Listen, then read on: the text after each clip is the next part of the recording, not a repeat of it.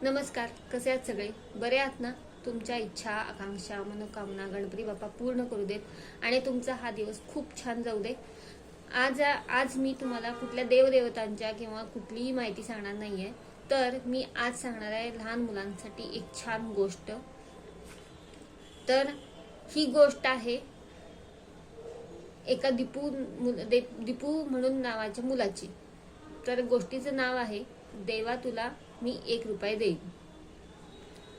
तर दीपू हा 9 वर्षाचा खट्याळ खोडकर मुलगा, घरात आई बाबांचा लाडका, आजी आजोबा आई बाबांचा लाडका,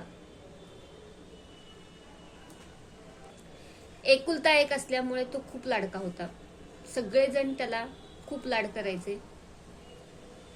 प्रत्येक जण घरातली मंडळी त्याच्यासाठी काहीतरी करण्यासाठी उत्सुक असायची. म्हणजेच आई शाळेचा डबा करत असे, बाबा फिरायला घेऊन जात असे त्याला, आजी त्याच्यासाठी काही ना काहीतरी नवीन नवीन पदार्थ त्याला करायची, जसं की चुरमुऱ्याचे लाडू किंवा खमंग थालीपीठ असं. आणि आजोबा आपले स्वतःची पॅट गुदडून घ्यायचे, म्हणजे डान्स करून घ्यायचे त्याच्याकडनं. तर असा हा दीपू. तर त्याची आजी देवपूजा करायची आणि कोणताही पदार्थ करायचा असेल किंवा काही काम करायचं असेल तर त्याची आजी काय करायची, देवाजवळ जायची आणि 1 रुपया ठेवायची आणि म्हणायची, देवा तुला मी 1 रुपया देईन, पण माझे लाडू छान होऊ देत किंवा कोणतंही काही काम चांगलं होऊ दे, असं ती म्हणायची.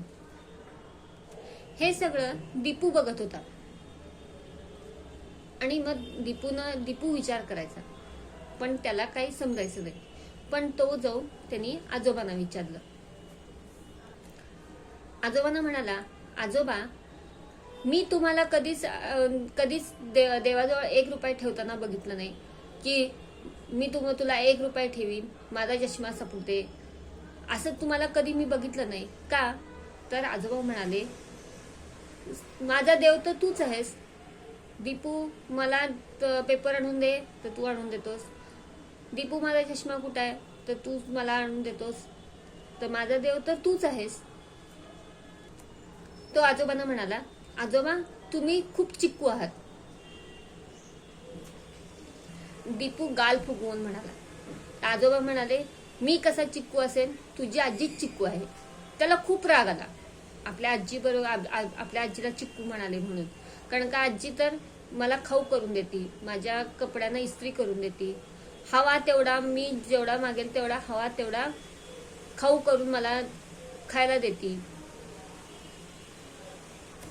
ती जेव्हा देवाऱ्यापाशी 1 रुपया ठेवती आणि तोच रुपया मला देते आणि मला म्हणती की तू तुझ्या चिगी पिगी बँक मध्ये ठेव, कारण का तूच माझा बाळकृष्ण. आणि हे आजोबा तर किनी आजीला चिक्कू म्हणतात. हे माझ्याकडनं पाठ गुदडून घेतात आणि माझा 1 रुपया सुद्धा मला देत नाही. तुम्हीच हा चिक्कू चिक्कम असं तो म्हणाला. तिथेच आजी वाती वळत बसली होती. तेव्हा आजी म्हणाली, पाठ गुदडून घ्यायचे काय तू पैसे घेणार आहेस आजोबांकडनं? मागच्या वेळेस तू कावेळीनं आजारी पडला होतास तेव्हा हॉस्पिटलचं बिल झालं, ते हॉस्पिटलचं बिल तुझ्या आजोबांनी दिलं. मग दीपू म्हणाला, तुला चिक्कू चिक्कम म्हणतात, तुला चिक्कू म्हणतात आणि तू त्यांचीच बाजू घेतेस. आजी म्हणाली की हे सगळं वैभव त्यांनी मिळवलंय कष्ट करून. ते ज्यावेळेस बाहेर जायचे त्यावेळेस मी देवाजवळ असाच 1 रुपया ठेवायचे आणि म्हणायची की माझे पती घरी येऊ देत, मी तुला 1 रुपया ठेवीन, असं कायम ती म्हणायची. मग दीपू म्हणाला, मग तो 1 रुपया कुठं आहे? मग आजी म्हणाली, अरे तो मी तुझ्या बाबांना द्यायची. आजी म्हणाली की देव पण मी जे बोलेन तेव्हा देव सगळ्या माझ्या प्रत्येक रुपयाला तो जागला आणि कायम माझी इच्छा त्यानं पूर्ण केली. मग दीपूनं ठरवलं, आता किती महागाई झाली आहे, देवाला किती स्वर्गात पैसे पडत असतील. आजीसारखे खूप भक्त लोक 1-1 रुपया त्याच्या थाळीत टाकत असतील, पण त्याच्याजवळ थाळी एवढी भरत असेल पण आजी तर मलाच 1 रुपया देते. त्याचा पूर्ण गोंधळ उडून गेला. मग त्यानं ठरवलं आपण पण की नाही देवाला पैसे द्यायचे आणि आपण पण आपलं काम करून घ्यायचं. त्यानं त्याची पिगी बँक फोडली आणि 5 रुपये त्यानं देवाजवळ ठेवले आणि म्हणाला, मी तुला 5 रुपये देतो, माझ्या परीक्षेत पहिला नंबर आला पाहिजे,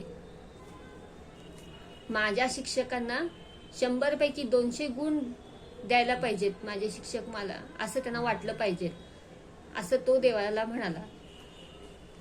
असं म्हणून तो गेला खेळायला, हुंदडायला. त्याचा मित्र म्हणाला, काय रे दीप्या, आज काय अभ्यास वगैरे नाही का? बहुतेक पेपरात तुझा भोपळाच फुटणार आहे दिसतोय. दीपू म्हणाला, भोपळा कसं फुटेल? मी तर देवाला 5 रुपये देऊन आलोय आणि सांगितलंय की मला परीक्षेत 100 पैकी 200 मार्क मिळाले पाहिजेत. पण देवानं काय दीपूचं ऐकलं नाही. त्याला परीक्षेत कमी मार्क मिळाले आणि दीपू रडत रडत घरी आला. दीपू आजीला म्हणाला की तुझा देव पक्का पार्शल आहे. तो तू 1 रुपया ठेवतीस त्यावेळी तुला मदत करतो आणि मी 5 रुपये ठेवले तर त्यांनी मला मदत केली नाही. तर आजी त्याला जवळ घेत म्हणाली, आधी आपलं काम करावं आणि मग देवाला सांगावं. देवाला सगळ्यांचं चांगलं करावंच वाटतं, पण आधी आपण अभ्यास करावा, नंतर देवाला सांगावं. आपण जेव्हा प्रयत्न करतो त्यावेळेस आपल्याला देव आपल्या पाठीशी उभं राहतो. आपण काही प्रयत्नच केले नाहीत तर देव आपल्याला कसा आपल्या पाठीशी उभे राहील? आपण म्हणालो मी आता उद्या माझी परीक्षा आहे आणि देवाला सारखं आपण म्हणत बसलो की देवा मला पास कर, देवा मला पास कर, आणि आपण काहीच अभ्यास केला नाही, तर तो देव पास करणार आहे का? नाही. तर आपण स्वतः अभ्यास केला पाहिजे आणि मग देवाजवळ आपण प्रार्थना केली पाहिजे की देवा मला पास करू द्या. तर नक्की तुम्हाला तुमच्या कष्टाचं चीज होईल, फळ मिळतं. देव सुद्धा प्रयत्न करणाऱ्यांनाच फळ देत असतो. तर आजी म्हणाली, प्रयत्नांती परमेश्वर. आपण प्रयत्न केलं तरच परमेश्वर आपल्याला भेटतो. ती म्हणाली, उद्या पेपर आहे ना? उद्या कुठला पेपर आहे? गणिताचा आहे. चल मग आता गणिताचा अभ्यास करायला घे. पाठीवरती तिनं गणित घातली त्याने गणित सोडवून दाखवली. दुसऱ्या दिवशी गणिताचा पेपर खूप छान त्याला गेला, कारण का आदल्या दिवशी आजीनं त्याच्याकडनं गणित करून घेतली होती. तर या दीपू सारखं आपलं व्हायला नको. आपण पैसे ठेवून की नाही, आपण पैसे ठेवायचो आणि नंतर म्हणायचो की मी तुला पैसे ठेवलेत आणि मला हे काम करून दे, ते काम करून दे.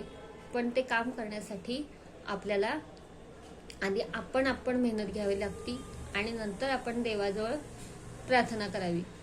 तर या गोष्टीवरून काय आपण शिकलो ते मला कमेंट करून सांगा. तात्पर्य काय ते पण मला सांगा.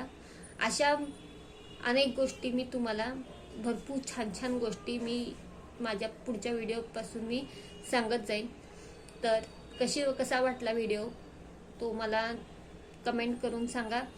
तुम्ही चॅनलवर नवीन असाल तर सबस्क्राईब करा आणि व्हिडिओला लाईक करा आवडला असेल तर पुढच्या व्हिडिओमध्ये अशीच छान गोष्ट घेऊन भेटूया.